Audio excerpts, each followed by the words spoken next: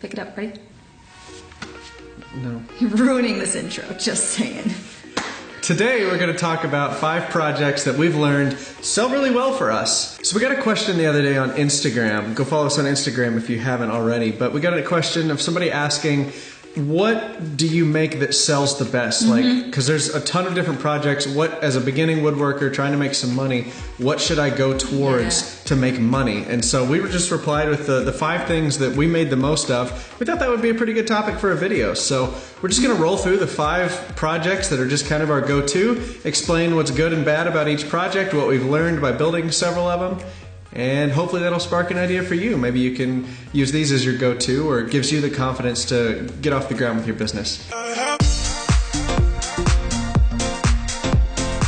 5 projects are so versatile and so ubiquitous that like you can incorporate. Ooh. I know, it's a big word. Ooh. I heard AVE use it, so. Wow. Yeah, ubiquitous means it's everywhere. Wow, you might have. Oh, okay. So these are 5 projects that you can make so different and so unique that if a customer just says, hey, can you show me something XYZ that you've built, you can point to one of these projects and say, well, I can do it just like this, but in a door or in a shelf or in a cabinet, something like that. And honestly, in your portfolio, people like to see pictures of things that they could see themselves buying.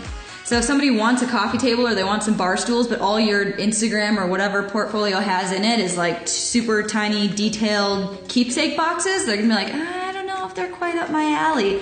Let's just get into it. We'll quit talking at you. That's our transition. That's the transition? That's our transition. Okay, so number 1 on our list of super common projects is a desk. We have made multiple videos on YouTube of us building desks. That's just what people want. Lots of people want and need desks, whether it's to fill space in a room or they genuinely just need a work area. We'll get a lot of requests to customize desks, whether that's cable management, wireless charging, certain types of legs that they want.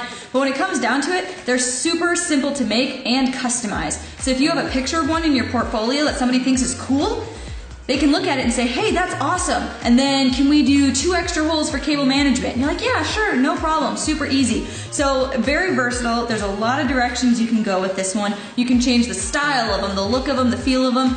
And when it comes down to it, it's still just a really usable desk.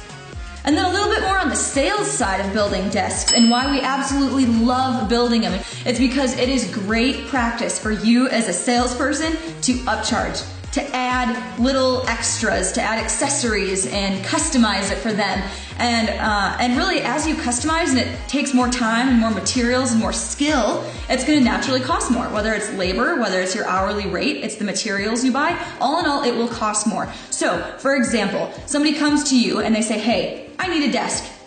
That's great. That could be 8 million different desks. You can sit down and say, hey, what are you going to use the desk for? Are you a computer gamer? Are you a college student? Do you want it for decoration? And from there, if they say, you know, yeah, I'm a computer gamer. I like gaming. You can say, well, from there, we can do multiple shelves for you. You can make different cubbies to hold the tower for your desktop computer. Cable management is a big one that people who do a lot of online gaming like to do. You can include wireless charging so they can charge all of their little, I don't know, pieces, accessories at the same time while they're playing. I just want to butt in here for just a second. You remember Sam? The guy that we built the liquor cabinet for, a good friend of ours. We just built him a desk, and we just did all of those things to his little desk. We have a batched furniture desk, just a pine top, chamfered edges, hairpin legs. Built him that exact same desk. We normally sell it for $200 whenever we batch out 5 or more, and we turned his almost the same exact style. We turned his into like an $800 desk. Because we used an oak top, we used 2x6 oak for the top. Solid oak, big, thick and metal hairpin legs. Then I made a long tray that did all of his cable management. We had a power strip in there, and then I routed out a big hole in the bottom so he could put a wireless phone charger through the top of the wood. And with all those upcharges, we changed it from a $200 desk that we would make out of pine into an $800 desk, and it really only cost me an extra like 2 or 3 hours worth of labor to get those other things finished. Will this hold me? I hope so. Okay. Okay, I think we're good. Okay, number 2 piece of furniture that we do constantly is coffee tables. Everybody loves coffee tables. Most of what we see is somebody is trying to achieve a certain style, or they're trying to tie together a certain look in their living room. And a coffee table is a really easy way to do that. So that's what we see most of the time. Or somebody will come to us and say, hey, I need to match another piece that I have in my living room, so I need the coffee table to look like that. And honestly, that's where we get a lot of repeat customers. Alright, so on the sales side of things, coffee tables are really good because it teaches you and it trains you how to follow up with your customers and get repeat sales. Because if you think about it, where do people put coffee tables? In their living rooms. And then if you look at a living room, think of your living room, it's probably where you have the most furniture in one small area. That reason being because that's the room everybody sees. You have guests and company come over and you sit on the couch in your living room around your coffee table, you serve drinks, maybe you have some end tables, a shelf in the corner, a TV stand. There's a ton of stuff in your living room. So if there's any area of your house where you want a really nice looking piece that you can, talk to people about, for people to compliment and point out the cool design features, it's your living room. So, starting with a coffee table. You build somebody a coffee table. They really like it. You follow up with them in a couple of months and you say, hey, how do you like that coffee table? They say, hey, yeah, I like it. It looks really cool. You could even say something like, hey, when I was in your living room, I noticed in that corner on the left side of your wall, there's a little space open, and I think it'd be super cool if we put a bookshelf in there. We can make it match your coffee table by using the same kind of wood. Oh, that's an awesome idea. I never thought about that. That would be super cool to have a bookshelf in my living room that matched the coffee table.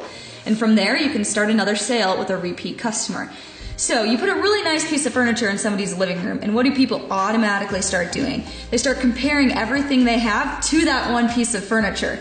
And when you're comparing MDF and particle board furniture to that beautiful oak coffee table that you just built them, they're going to think, wow, I need to replace some of the stuff I have now with nicer stuff, or I simply want to replace some of my old stuff with newer, nicer stuff. So that's another awesome way that coffee tables are going to bring you multiple sales. So coffee tables are a really good catalyst to train you to find repeat customers and talk to people who have already bought from you. All right, next up on the list are cutting boards. You've seen us make a bunch of cutting boards on this channel, and that's just because they sell really well. It's one of those things that everybody uses. There's something that you can batch out and make a lot of in a short amount of time. They don't take up a whole lot of space, so you can kind of have them in the corner of your garage or in your basement or something and just have them ready to go. And the next time that you need to make a sale or get a few extra dollars of cash, you can just start texting a ton of people that you haven't talked to in a while and just said, hey, running this business now, was just batching out a ton of cutting boards, wondered if you wanted one. And that's a really easy way to make a couple $100 very quickly. It's also another thing that you can approach businesses with. One thing my buddy Bruce Ulrich that he does, he makes cutting boards for closing gifts. So he's got a really good connection with a bunch of realtors in town, and he just asked him, he's like, hey, can I make cutting boards and you give those to your clients as closing gifts when they buy a home or sell a home with you. He stays really busy making a lot of cutting boards, and you can get super fancy with cutting boards. You can do the face grain cutting boards, which we do a lot of. You can also do edge and end grain cutting boards, which are also, they take a little more time, but they're really, really nice. And if you've got a realtor that's got the money to spend on really nice closing gifts, typically $50 to $100, you can really start to make a lot of money, especially once you start batching them out. That's also a really good opportunity for you as a business owner to learn how to scale.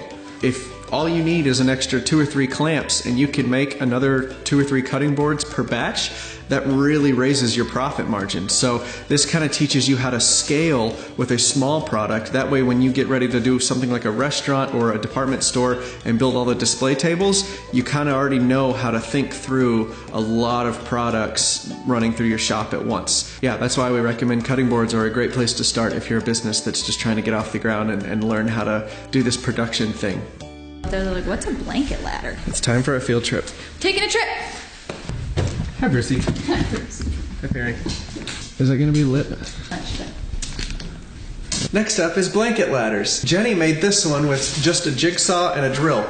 It was going to be so mean if you just stopped and said, they're stupid easy to make. Jenny made this one.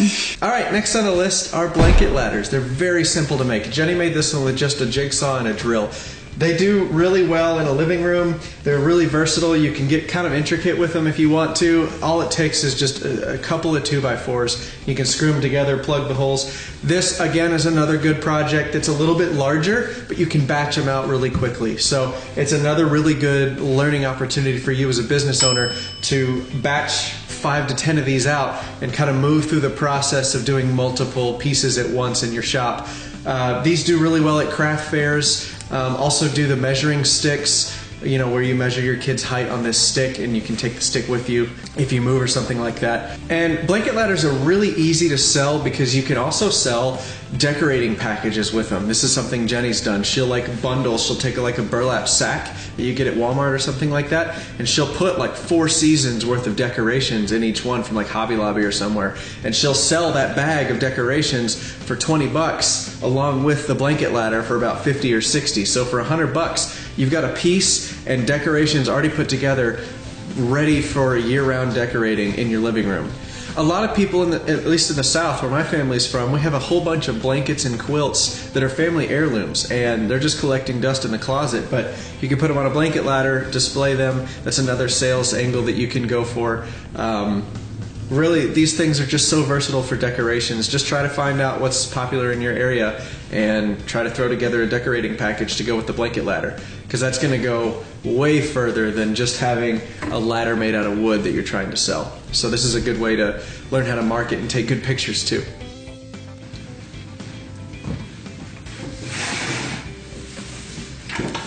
Oh my gosh. So the last thing we're going to talk about is kitchen tables. This is where you can really flex your muscles as a maker. If somebody's buying a kitchen table from you, it's probably not the first thing they've ever bought from you. Maybe it is, but this is a pretty high dollar item. Once you're starting to talk about like custom kitchen tables, you're looking in the $2,000–3,000 range, just kind of depending on the size of the table. This is where you can learn how to make bigger items. You really have to think about your clamping strategy, your sanding and finishing strategies. It's just everything's different with a larger product. Everything changes when the project gets really big. It's one thing to do a bunch of cutting boards and a few other tables, but when you get 1 or 2 kitchen tables in the workshop, you start to run out of space really quickly. So it's a good exercise in learning how to, just manage your space, I guess. Mm-hmm. This is where you can really find out how well your shop is laid out, because if you can't make a large item like a kitchen table in your shop, you may need to consider getting rid of some things or moving some stuff around, especially if you want to do any sort of like production.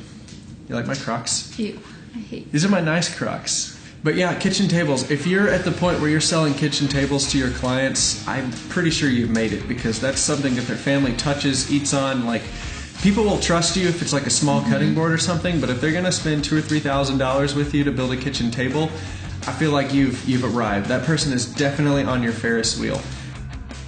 I hope these tips have been helpful. These are just the 5 things that we make the most of, that we feel have the best learning opportunity for a small business or a side hustle trying to learn how to build things. And there's all different types of construction. Like, we've covered small things like cutting boards to really big items like kitchen tables. If you can master those 5 products, if you can master those 5 products, everything is going to go your way, and it sounds like you're off to a great start as a business. So, anything else, Bruce?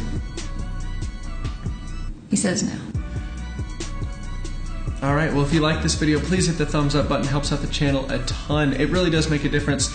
Hit the subscribe button if you haven't already. And then if you want to know even more detail about how we actually close sales, what we sound like on the phone, some scripts, our pricing structure, that sort of thing, we have programs available for purchase. We slow it way down. We don't put as much fluff and B-roll. It's literally just the information. Yep.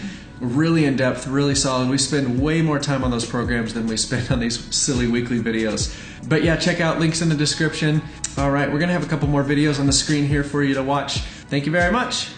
Bye.